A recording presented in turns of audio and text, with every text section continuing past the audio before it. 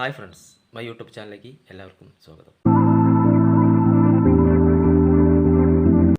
നിങ്ങൾ ഈ ഫോട്ടോ കണ്ട, ഇതാണ് സാം കറൻ. ഇംഗ്ലണ്ടിൻ്റെ ഇപ്പോഴത്തെ മികച്ച ഒരു ഓൾറൗണ്ടറാണ് പുള്ളിക്കാരൻ IPL കളിച്ചിട്ട് നല്ല ശീലമാണ്. ഇന്ത്യയിൽ IPL നല്ല പോലെ കളിക്കുന്ന ഒരു കളിക്കാരൻ കൂടിയാണ് സാം കറൻ. അപ്പോൾ പുള്ളിക്കാരൻ ഇന്ത്യയെ സെമി ഫൈനലിൽ തോൽപ്പിക്കുമെന്ന്, അതും ഇന്ത്യൻ ആരാധകരെ നിശബ്ദമാക്കിക്കൊണ്ട് വാങ്കഡയിൽ തോൽപ്പിക്കുന്ന ഒരു സ്റ്റേറ്റ്മെൻ്റ് അങ്ങോട്ട് പറഞ്ഞ്. പുള്ളിക്കാരൻ ആലോചിക്കാനായിരുന്നു. ആദ്യത്തെ പ്രഥമ വേൾഡ് ലോകകപ്പിലാണ്, 2020 ലോകകപ്പിലാണെന്ന് തോന്നുന്നു. ഞാനും ആ കളി കണ്ടതാണ്.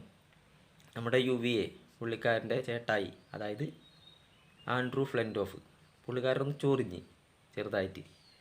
അപ്പോൾ UVA ഒന്ന് ശരിക്കൊന്ന് മാന്തി. എങ്ങനെയെന്ന് വെച്ചാൽ അതിൻ്റെ ക്ഷീണം സംഭവിച്ചത് മികച്ച ബോളറായിട്ടുള്ള, ഇംഗ്ലണ്ടിൻ്റെ ഏറ്റവും മികച്ച ബോളറായിട്ടുള്ള സ്റ്റുവർട്ട് ബ്രോഡിനാണ്. അന്ന് സ്റ്റുവർട്ട് ബ്രോഡ് കളി തുടങ്ങിയ സമയം പുള്ളിക്കാരൻ 6 റണ്ണം അങ്ങോട്ട് ബൗണ്ടറ പുറത്തേക്ക് അങ്ങോട്ട് പട്ടയെന്നും പറഞ്ഞ് അങ്ങോട്ട് പൊട്ടിച്ച്. അതോടുകൂടി ഒതുങ്ങിയതാണ്. അപ്പോൾ അതുപോലെ അതൊക്കെ അറിയാതെ വീണ്ടും നമ്മുടെ പിള്ളേരെ ഒന്ന് ചൊറിയാൻ വേണ്ടിയിട്ടാണ് സാങ്കരം വന്നത്. അപ്പോൾ നിശബ്ദതാക്കുമെന്ന് പറഞ്ഞ്. ഇന്ത്യൻ ടീമിൻ്റെ 12ാമത്തെ കളിക്കാരനാണ് ശരിക്കും പറഞ്ഞാൽ നമ്മളൊക്കെ കാണികൾ, അതായത് ഇന്ത്യയിലെ ഫാൻസ്, ആരാധകർ. അവരിന്നലെ എങ്ങനെയാണ് ഇന്ത്യയെ സപ്പോർട്ട് ചെയ്തതെന്ന് സാം കറൻ ഇന്നലെ അവസാനം ശരിക്കും മനസ്സിലാക്കി. അവസാന ഓവറുകളിൽ ഇന്ത്യൻ ടീമിൻ്റെ കാണികളുടെ അവരുടെ കരുത്ത് എന്താണെന്നും അവരിന്ത്യൻ കളിക്കാർക്ക് നൽകുന്ന ഊർജം എന്താണെന്നും പുള്ളിക്കാരൻ നല്ലപോലെ മനസ്സിലാക്കി.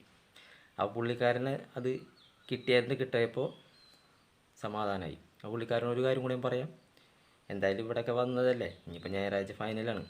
അപ്പോൾ ഫൈനലിൽ നമ്മുടെ നീലപ്പട കപ്പടിക്കുന്നത് കണ്ടിട്ട് സ്വസ്ഥമായിട്ടൊക്കെ പോയാൽ മതി ഇംഗ്ലണ്ടിലേക്ക് തിരിച്ച്.